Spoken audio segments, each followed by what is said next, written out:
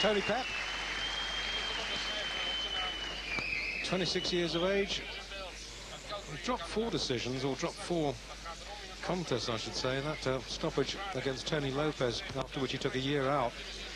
And a couple of pretty debatable decisions against the former European champ, Rashid Lawal, in Copenhagen.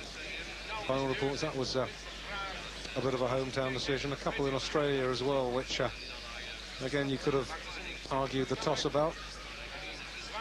So he comes here with a good reputation. Yeah, he certainly impressed me in the opening two sessions. He's very, very relaxed, as we were saying, tall, and he looks very dangerous. Just like to see Hughie, as we were saying earlier, be a little bit more compact when he lets his own shots go. He tends to commit himself and just leave himself exposed for a split second. Round 3, we're scheduled for 10. Hugh Forde in the white and yellow, Tony Pep in the white and red. Even opening round. Forde probably took the second. Yeah, I'm sure that give him a bit of added confidence as well.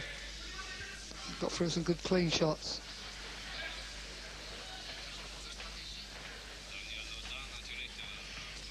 Now, both fighters at the moment are playing a little game of chess.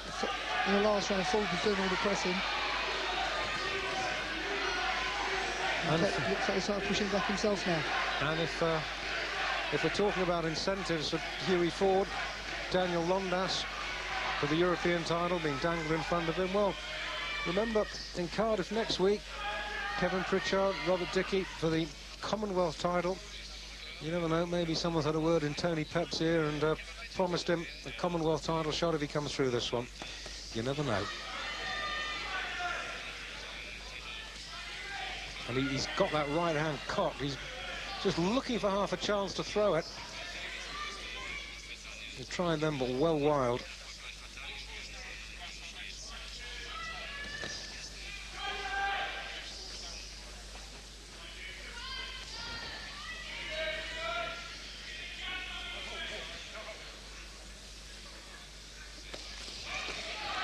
There it is, he threw it there on off the back foot. It's a good right-hand counter.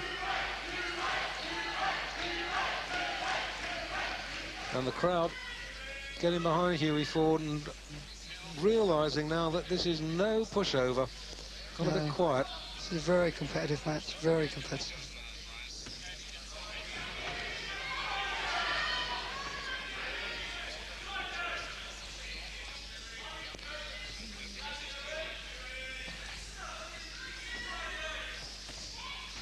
I don't like looking at the right-hand counter. No, I've noticed that myself. A little mouse coming up under Forde's right eye. Oh, that was a good right hand from Forde, though. Pep seems to have taken it, and that caught the Canadian coming forward, too, and it was right on the point of the jaw.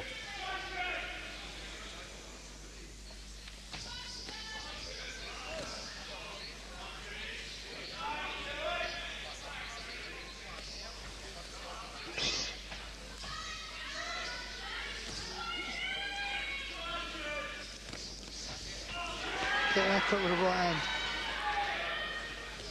Hugh's got to find an answer to making him miss with the right hand. That's the danger sign.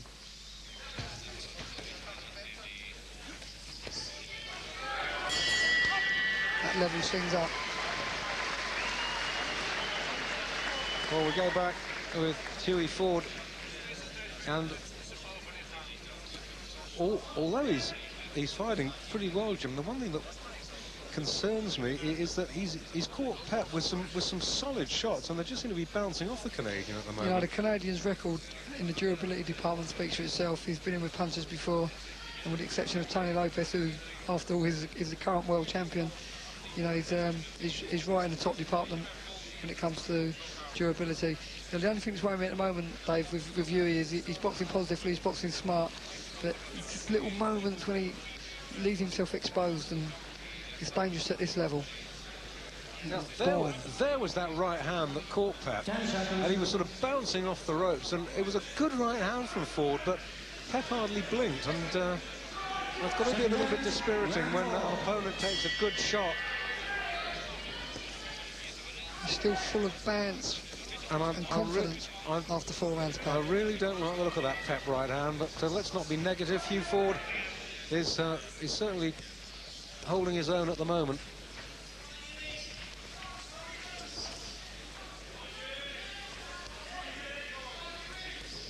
Now, what I can see happening, thinking from Pep's point of view, as the visitor, and fighting the former British champion, he may feel in his own mind that Hugh hasn't got the power to hurt him. He might try and walk through you and just unload with the bombs. Try and get an early night.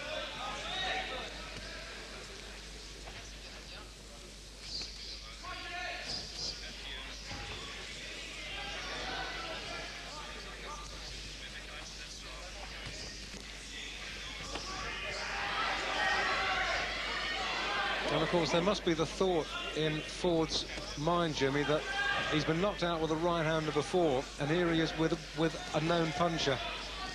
It's got to be in the subconscious somewhere. Absolutely. I mean, please God it all goes well and Hugh gets back in the winning column. And it'd be the greatest thing in the world, but while it's actually happening, you think, what am I doing here?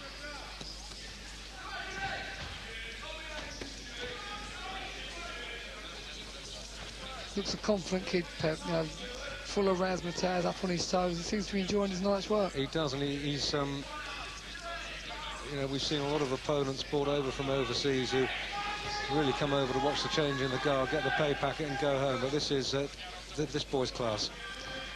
No doubt about that. Which will make it, let's make no mistake, if Forde gets the verdict, it will be a very, very good win, probably about the best win of his career, I'd suggest, if he manages to overcome the Canadian. Yeah, I'd agree with that.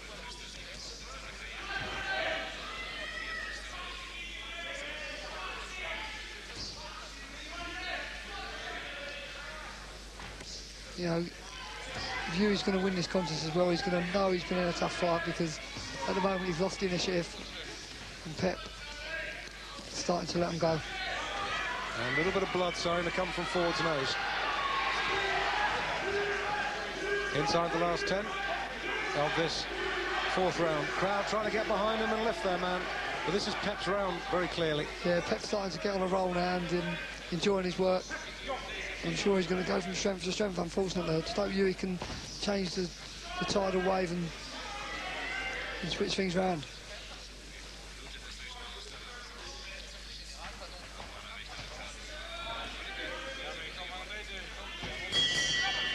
Well, there's the end of the 4th. I gave that round a Pep. We're going to take a short break now. Back for the...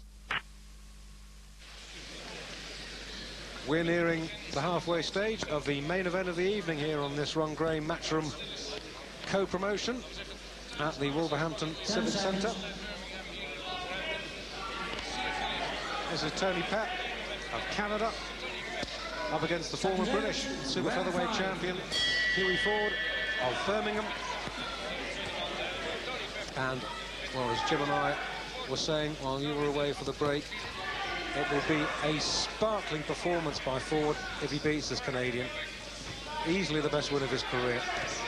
There's that dangerous right hand that we were talking about. Caught twice already this round. And you can see the way Pep carries that right hand. He's just looking to unload it. Now, I don't think Hugh's ever been in a situation before where physically he's been at a disadvantage, and going forward I don't think it's really Hugh's style. But it looks like he might have to push his kid onto his back foot, control pressure, but as I was saying, it's not really Hugh's game. And that seems more the ploy to Pep than trying to stay off net boxing, because in that department he's coming off second best, because Pep's very accurate and looks in fact to have a little bit of a reach on Hugh Forde. Hugh's got to try and change things. Well, we saw Forde in perhaps the fight of the year on Pro Box against Joey Jacobs, but Jacobs couldn't really hurt him, and it's a different story with this Canadian boy.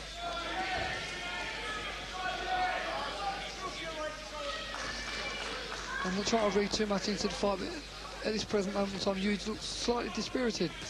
He knows he's in with a class fighter, and he's just trying ever so difficult